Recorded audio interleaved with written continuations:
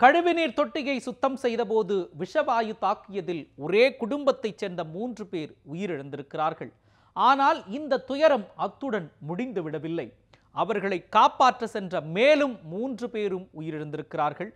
எந்த பகுதியில் நடந்தது இந்த சோக சம்பவம்? விரிவான விவரங்கள் என்ன பார்க்கலாம். காஞ்சிபுரம் மாவட்டம் ஸ்ரீபெரும்புதூர் அருகே உள்ள செல்வபெருமாள் நகரைச் சேர்ந்தவர் கிருஷ்ணமூர்த்தி. இவர் தமது வீட்டில் உள்ள கழிவுநீர் தொட்டியை சுத்தம் செய்வதற்காக உள்ளே இறங்கியுள்ளார்.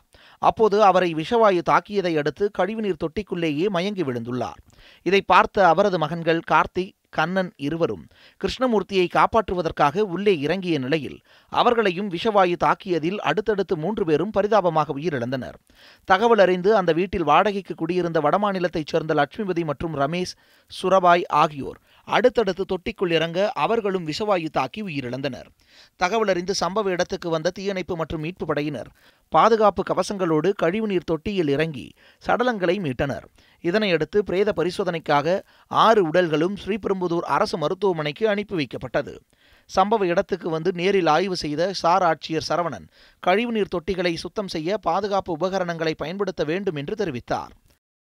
சம்பவ இடத்தை பார்வையிட்டு மாவட்ட காவல் கண்காணிப்பாளர் சந்தோஷ் விசாரணை நடத்தினார்.